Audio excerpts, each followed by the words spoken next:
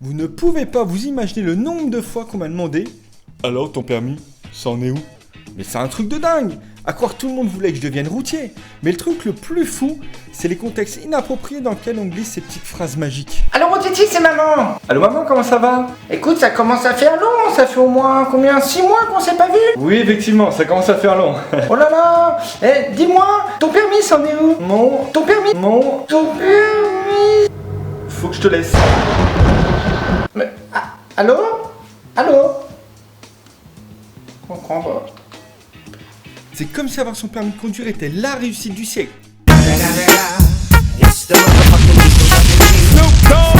Eh ben non, je suis pas d'accord. C'est comme si aujourd'hui je disais les gars, aujourd'hui j'ai eu mon métro. Ça marche pas. Les pires, ce sont les personnes que t'as pas vues depuis plusieurs années. Ils se rappellent à peine de ton prénom, mais ils se rappellent d'une chose. C'est qu'en ce temps-là, t'avais déjà pas ton permis. Ça les a marqués, les mecs. Salut, comment déjà ton prénom? Riz. On faisait pas mal de sorties ensemble dans le temps. D'accord. Bon, sinon depuis, t'as eu ton permis ou pas? Ils ont presque réussi à me faire culpabiliser du fait que j'ai pas mon permis. Et ça, c'était avant de les entendre parler de leurs problèmes de voiture. C'est un truc de fou. N'allez jamais voir une personne que vous connaissez qui vient de faire des réparations de sa voiture. Ça lui cause une blinde. Et donc lui, tout ce qui l'intéresse, c'est de parler de lui et de sa bagnole. C'est tout. Parce que concrètement, il en a rien à foutre.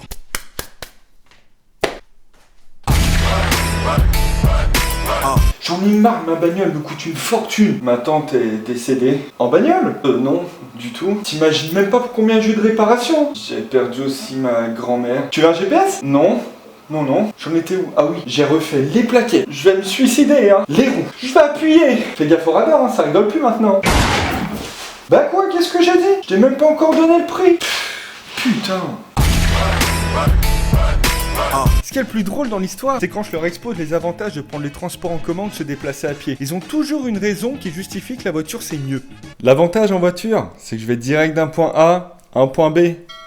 Cette phrase, je la trouve super débile. Dans le sens où si je décide de partir de chez moi pour aller à ma salle de sport, on est bien d'accord. C'est bien un point A qui est schématisé par le chez moi et ma salle de sport elle est schématisée par le point B. On est d'accord. Ma théorie mathématique, c'est bien que je pars d'un point A pour aller d'un point B. De chez moi pour aller au sport, d'un point A pour aller à un point B. Enfin bref, on s'est compris. Oui, mais toi, t'es obligé d'aller à l'arrêt de bus. Et toi, t'es obligé d'aller dans ton garage. Oui, mais c'est pas pareil. C'est pas le même lieu, quoi. Il y a aussi l'histoire des fameuses transitions. En voiture, au moins, on y est direct. Tandis que toi, t'es obligé d'attendre le deuxième métro pour arriver à la même destination. C'est un peu limite quand même, non? On peut aussi nommer ça comme une transition, du fait que tu dois tourner pendant 20 minutes pour trouver une place, et que la seule place que t'as trouvée se trouve pas à moins de 10 minutes de ton point de rendez-vous final.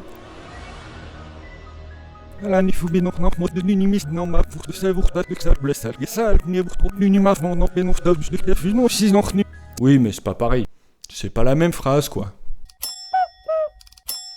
Non, faut pas que je sois mauvaise langue non plus, il y a quand même de réels avantages à être en voiture. Comme par exemple, faire ses grosses courses de mois, hein, dans les Leclerc Drive, les Carrefour Drive, les Auchan Drive, les U-Drive et plein d'autres. La seule chose par contre, et ça je vous le dis, faites attention à ce que de faire ses courses en voiture, ça peut amener à des accidents.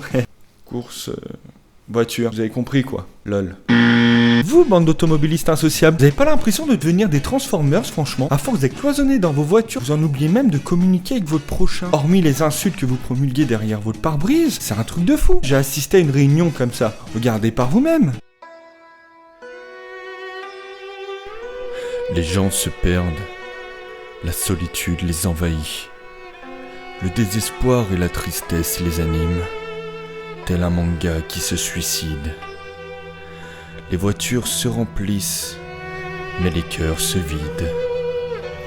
Ne vous trompez pas car c'est quand les casses sont remplies que les vies retentissent. Enfin voilà les gens, donc pour résumer tout ça, chacun fait bien évidemment ce qu'il veut, mais pour moi, vous l'aurez compris, la voiture n'est vraiment pas essentielle à ma vie. Et vous savez pourquoi? Parce que ma femme en a une. C'est un con. Et voilà les gens, la vidéo est maintenant terminée. N'hésitez pas à commenter, à mettre des pouces bleus, ça fait toujours plaisir. C'est super important pour moi. Je vous remercie d'avance